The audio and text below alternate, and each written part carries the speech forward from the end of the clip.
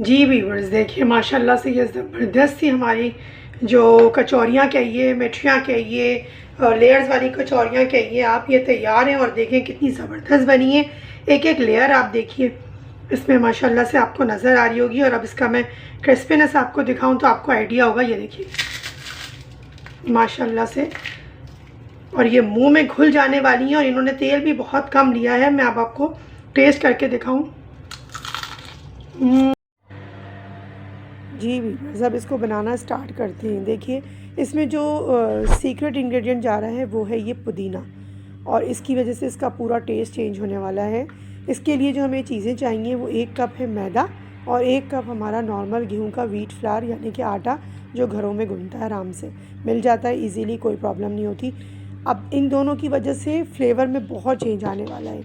एक बड़ा बॉल ले लेंगे, उसके अंदर हमने मैदा और प्लस ये व्हीट फ्लावर दोनों को ऐड कर लेंगे।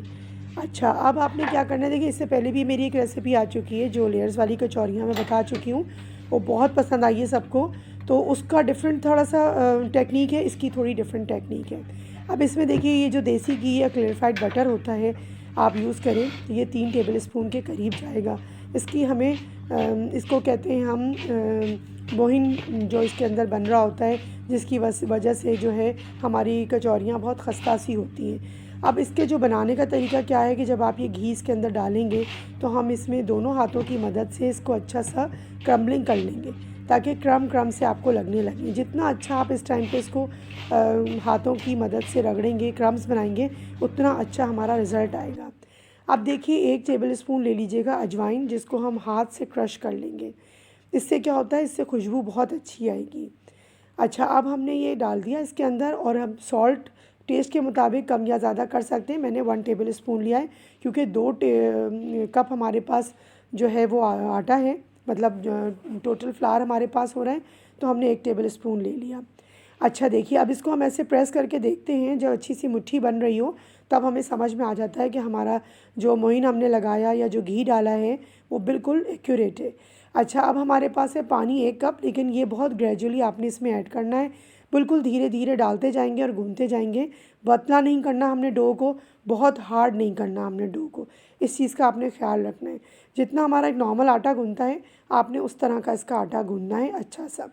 उसकी वजह क्या है कि अगर हम हार्ड कर देंगे तो हमारी कचौरियाँ अच्छी नहीं बनेंगी, और अगर सॉफ़्ट कर देंगे तो कचौरियों की जो शेल्फ़ लाइफ है वो ज़्यादा दिन नहीं रहती। अब देखिए 1/2 कप से भी कम मेरा पानी खर्च हुआ, और ये मेरा आटा गूंथ के तैयार है। अब आ जाते हैं एक इसके जो मसाला हम भरेंगे उसके अंदर।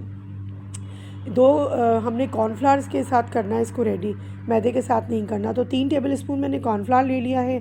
क्यूमिन सीड्स ले लिए हैं, रोस्टेड हैं जो 1 टेबल स्पून, गदरे गदरे से कर लीजिएगा, कूट लीजिएगा। और जो कोरिएंडर है वो हमारा जो धनिया होता है वो भी 1 टेबल स्पून कूट लिया। नमक भी और रेड चिल्ली भी, सब कुछ लिखा हुआ आ जाएगा, तो आप बिल्कुल परेशान नहीं होगा।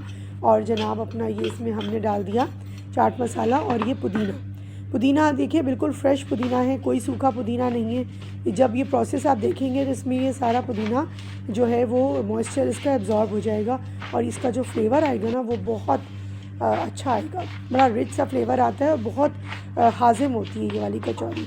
तो इसको कोशिश कीजिएगा, जो भी टिप और टेक्निक बता रही हूँ उसी तरह इसको फॉलो कीजिएगा। अब क्या कर लिया, कॉर्नफ्लोर के अंदर मैंने अच्छे से इस सारे मसाले को मिक्स करने के बाद अब इसके अंदर डाल रहे हैं 1 टेबल स्पून घी का, यानी कि वही आप जो असली देसी घी मैंने डाला है, या क्लेरिफाइड बटर आप लेना चाहें तो वो भी ले सकते हैं। लेकिन इसमें घी का जो टेक्सचर है ना वो बड़ा अच्छा कॉम्बिनेशन होता है कचौरी में घी के साथ। चलिए जी, इसको भी हम मिक्स करेंगे, और मिक्स करने के बाद हमें इतना मिक्स करना है कि ये सारा जो ड्राई मटेरियल है हमारा, ये इस घी के अंदर एब्जॉर्ब हो जाएगा। और अब देखिए ये इस तरह से एक डो की शक्ल हो गई, क्योंकि ये मैदा नहीं है ना, कॉर्नफ्लावर है। कॉर्नफ्लावर में देखिए इस तरह से शक्ल आ गई, और अब हमारे पास ये बिल्कुल तैयार हो गया मसाला।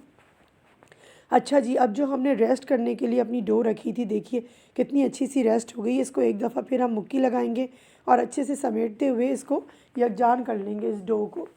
अब हमने क्या करना है, इसको आप कोई भी साफ़ जो स्लैब हो, टॉप हो आपका, उस पर आप निकाल लीजिए, और हल्का सा इसको मिक्स करते हुए अच्छा सा स्मूथ सी एक इसकी डो कर लीजिए।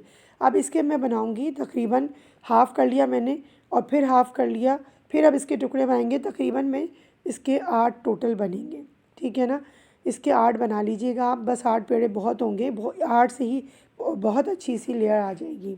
6 बनाना चाहें तो 6 भी बना सकते हैं, लेकिन 8 बनाने से क्या होता है, मैं हमेशा 8 या 6 इसलिए बनाती हूँ कि लेयर्स हमें बहुत अच्छी आ जाती हैं। और फिर जब वो परतें आपको नज़र आएंगी तो आपको ख़ुद फील होगा कि मैंने इसकी 8 पोर्शंस क्यों बनाए हैं।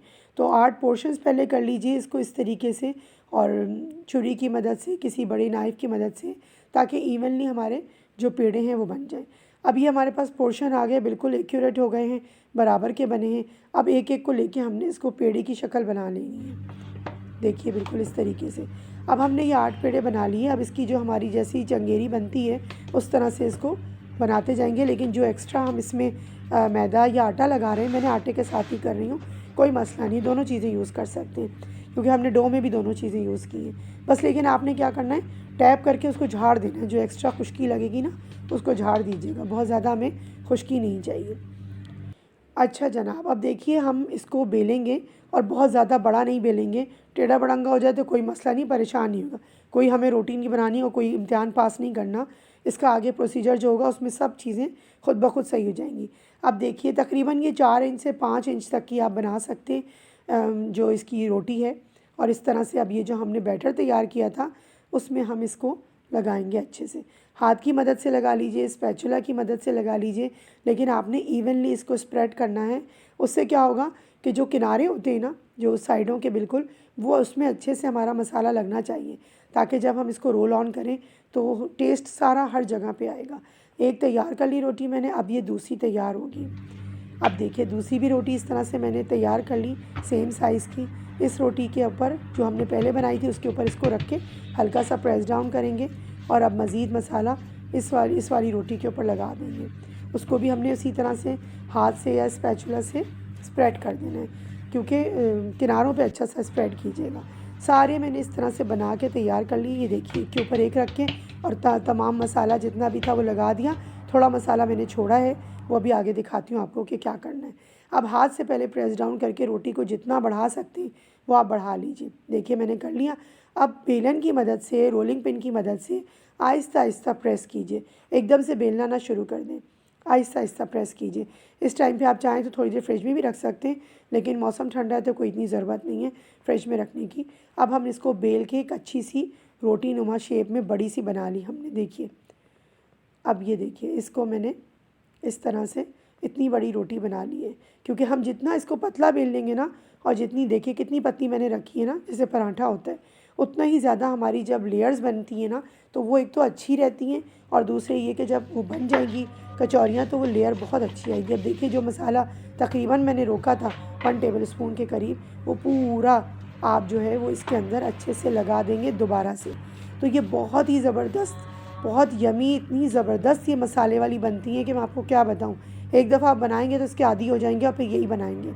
अब हमने क्या करना है, टाइटली इसको रोल करना है, गैप बिल्कुल नहीं देना, खींचते जाना है अपनी तरफ और इसको अच्छे से रोल करते जाना है, जैसा कि आपको मैं वीडियो में दिखा रही हूँ। ये देखिए इस तरीके से आपने हल्के हाथों से और रोटी को उठाते जाएं, अगर वो चिपक जाए, और फिर खींच के आपको रोल करना है। उससे क्या होगा, इसकी बाइंडिंग बहुत अच्छी आएगी। जब आप इसकी कटिंग करेंगे ना तो आप देखेंगे कि कितना अच्छा इसका जो है अंदर का लेयर जो है इसकी बनेगी। अब देखिए एक बड़ा सा रोल तैयार हो गया। अब बड़े रोल को पूरा हैंडल करने के बजाय मैं क्या करूँगी, इसके डिवाइडेड बाई 2 कर दूँगी, यानी कि 2 पीसेस में कर दूँगी इसको, ताकि हमारी जो कटिंग है वो आसान हो जाए। ये देखिए कितनी ज़बरदस्त सी लेयर आ रही है और उसमें हरा धनिया, मसाला, ये सब नज़र आ रहा है। और इससे क्या होगा, टाइट रोल करने से आपके जो मसाले हैं वो ऑयल के अंदर नहीं आएंगे और ऑयल ख़राब नहीं होगा। अब आपने जो उंगली की पोर होती है उससे ½ इंच ले लीजिए या 3 से 4 सेंटीमीटर तक का काट लीजिए, जितनी ज़्यादा मोटी कचौरी आपको बनानी है। मैं बिल्कुल दरमियानी रखती हूँ ताकि जब हम फ्राई करें तो एक तो ये कि टाइम टेकिंग नहीं होती है और अच्छे से अंदर से मुझे क्रिस्पी अच्छी लगती है। तो अब क्या करना है, आपने देखिए हाथ की मदद से, जो हमारे ये पाम होता है इसकी मदद से हम इसको सॉफ्ट करेंगे। ये देखिए बेलने की ज़रूरत नहीं पड़ती, खटाखट बननी शुरू हो जाती है, बस ये रोल बनाने की देर होती है। बहुत सुपर टेस्टी जो है ये बनती है। और देखिए छुरी जिस तरह मैं चला रही हूँ इस तरह ही से आपने इसकी कटिंग करनी है, दबाना नहीं है आपने छुरी को, चलाना है उसको, जैसे आप किसी चीज़ को काट रहे होते हैं उस तरीके से काटना। ये देखिए अब ये पाम के जो कॉर्नर होता है इसकी मदद से इसको प्रेस कीजिए जैसा वीडियो में मैं आपको दिखा रही हूँ। बस ये रेडी हो गई। अब देखिए कितना ज़बरदस्त आ रहा है ना, फ्रेश मिंट का जो इसमें फ्लेवर आता है ना, ओ हो बहुत ही औसम होता है। बस ये सारे प्रिपेयर कर लेती हूँ। अब देखिए हो गए मेरे माशाल्लाह से। और अब हम इसको जाते हैं फ्राई की तरफ और बताती हूँ आपको। देखिए ऑयल मैंने गर्म करने के लिए रख दिया। मैं अमूमन घी में फ्राई करती हूँ, ऑयल में कम यूज़ करती हूँ। इसकी मैं आपको पहले ही बता चुकी हूँ कि अगर ऑयल का बर्तन आप धोएंगे तो क्या नतीजा निकलता है और घी का बर्तन धोते हैं तो क्या नतीजा निकलता है। वही सेम प्रोसीजर हमारी बॉडी में भी होता है। ऑयल को निकालना बहुत मुश्किल होता है कहते हैं हम लोग, लेकिन जितना भी ये हमारे पास रिफ़ाइंड ऑयल आता है ये सब आपकी सेहत का बेड़ा गर्क करता है, कैंसर प्रिवेंट करता है और कुछ भी नहीं होता। तो ये घी ले लिया मैंने, देसी लिया है, आप चाहें तो डालडा या कोई भी घी ले सकते हैं। अब इसमें देखिए इतनी डालिएगा वन सा टाइम में जब बिल्कुल नॉर्मल टेम्परेचर पे घी हो, तेज़ नहीं होना। बस देखिए मैंने डाल के चेक कर लिया था कि मेरा ऑयल हो चुका है। अब मैंने ये सारी इसके अंदर डाल दी हैं और अब आप देखिए इसको कि ये जब वन साइड होने लगेंगी तब हम इसकी साइड पलटेंगे और अभी हम इसको नहीं छेड़ेंगे क्योंकि ये खुल जाएंगी फिर। अब देखिए आप देखेंगे मैंने आँच कितनी हल्की रखी है। फ्लेम आपने बिल्कुल लो, मीडियम टू लो रखना है ताकि बहुत अच्छा सा कलर आ जाए, सुनहरी सा। बस देखिए ये एक हो चुकी है, एक साइड से देखा ना आपने कितना फूलना शुरू हो गई। अब मैं इसको जो है साइड चेंज करके दूसरी तरफ से भी अच्छा सा गोल्डन ब्राउन कलर, जो कि सबको पता है कि कचौरियों का होता है, बस वो आपने लेकर आना है। इतना तो माशाल्लाह सबको आता है। अच्छा अब देखिए इसको मैं इस तरह से पलटती जा रही हूँ और अब जैसे ये गोल्डन हो जाएंगी तो मैं इनको निकाल लूँगी। बस आपने पैन में उतनी डालनी है जितनी आपके पैन में जगह हो, ओवरलोडेड नहीं करिएगा, मैं फिर बता रही हूँ, ना ही तो लेयर्स खुलने लगेंगी क्योंकि ये सादी कचौरी नहीं है, लेयर वाली है। तो हमें इसको इतनी जगह देनी है कि जितने पैन में आ सके, ताकि हमें उलट पुलट करें तो हमारी लेयर्स खुले नहीं। अब देखिए ये माशाल्लाह से गोल्डन ब्राउन हो चुकी हैं और एक बैच में उतार चुकी थी जो मैंने आपको दिखा दिया। ये मेरा दूसरा जी व्यूअर्स देखिए माशाल्लाह से ये ज़बरदस्त सी हमारी जो कचौरियाँ कहिए, मिठियाँ कहिए, लेयर्स वाली कचौरियाँ कहिए आप, ये तैयार हैं। और देखें कितनी ज़बरदस्त बनी है। एक एक लेयर आप देखिए इसमें माशाल्लाह से आपको नज़र आ रही होगी। और अब इसका मैं क्रिस्पीनेस आपको दिखाऊं तो आपको आइडिया होगा। ये देखिए माशाल्लाह से, और ये मुंह में घुल जाने वाली हैं और इन्होंने तेल भी बहुत कम लिया है। मैं अब आपको टेस्ट करके दिखाऊं। Super tasty, super crispy.